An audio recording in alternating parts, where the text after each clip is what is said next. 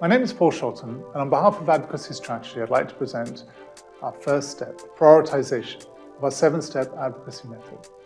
As an advocacy professional, you might ask yourself, how do I identify and define priorities?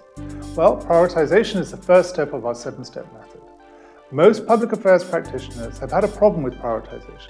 Often we have too many issues and too many competing priorities, and invariably insufficient time and resources to deal with even half of them. If everything is a priority, nothing is a priority. Identifying, analyzing, and selecting priority issues is akin to building your home on solid foundations. The campaigns you build require strong foundations in the form of a limited list of carefully selected priorities. In short, you cannot succeed in advocacy without being able to identify and manage a targeted list of priorities. Prioritization is a critical thinking process that optimizes your advocacy strategy and campaign. It makes certain that you understand the wider context and impact of issues. It ensures that you are more adaptable and open to feedback. It requires hard choices, notably on what you will not do and what you will delegate to others. Prioritization develops strategic understanding around what are the impacts, what are the actions, what are the activities, and how much resources to allocate to what. And last but not least, prioritization ensures you are able to establish a clear link between your organization and advocacy priorities. Building such links requires you to meaningfully engage with your organization to understand what really matters and makes a difference. The prioritization process should deliver priorities, but also smart objectives and measurable KPI. First, we have priorities. Well-executed prioritization is essential, most notably because it provides the public affairs team with a point on the horizon, a goal, that then needs to be met. Priorities require rigorous impact analysis, covering at a minimum potential impact on your organization's reputation, on revenue, and on the regulatory environment.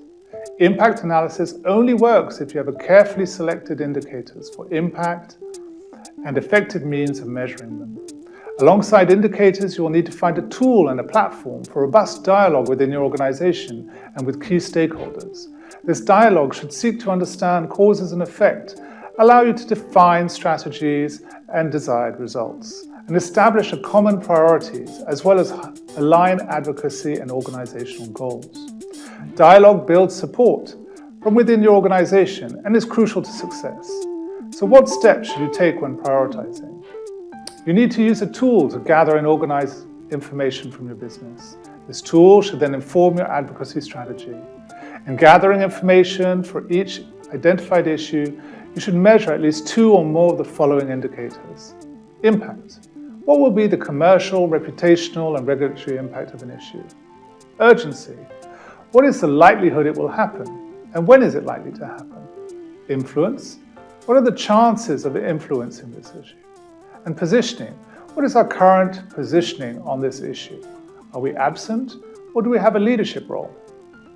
The impact analysis data should be mapped out visually. For example, using our Excel template prioritization map, we can generate matrices. And undertaking a rigorous impact analysis of your key issues and creating accompanying visuals will strengthen your discussions within your organization and ensure they are more fact-based, more relevant for them and you. It will facilitate decision-making on where to invest resources and energy, as well as help you decide which issues you want to lead and ensure you maintain focus. For successful issue prioritization, we propose 3 rules for your priorities. Firstly, focus your resources on no more than 3 must-win battles for the year to come. Secondly, build no more than 3 must-win battles for the subsequent coming years, i.e. longer-term issues that need to be worked on now to build capital for later. And finally, review all of your priorities regularly, every 3 months, to, amongst other, make sure they're still aligned with your organization. Secondly, the prioritization process should translate priorities into objectives. An objective is an incremental and realistic step towards a larger goal or vision. It is not a general goal. Objectives are supported by outcomes and outputs, which seek to bring about the change and ultimately achieve your goals. Your objectives should be the result of a combination of outcome, i.e. change in X or Y, and outputs, i.e. events or meetings. Limited resources mean fewer objectives. Good objectives must focus on outcomes and not on outputs. They must focus on impact and not quality. And they must be tied to your organization's objectives. And they must consider return on investment. All advocacy, activity and campaigns require well thought out, stress-tested, internally aligned and externally realistic objectives. Setting objectives is a planning process. There are two cornerstones to defining objectives for advocacy success. Firstly, you must translate priorities into SMART objectives and KPI. Secondly, you must ensure that these are aligned and cascaded so that everyone in the team and organization knows what they are doing and when they are doing it. Objectives, outcomes, activities, they should all have several KPI that help you track progress towards objectives and goals.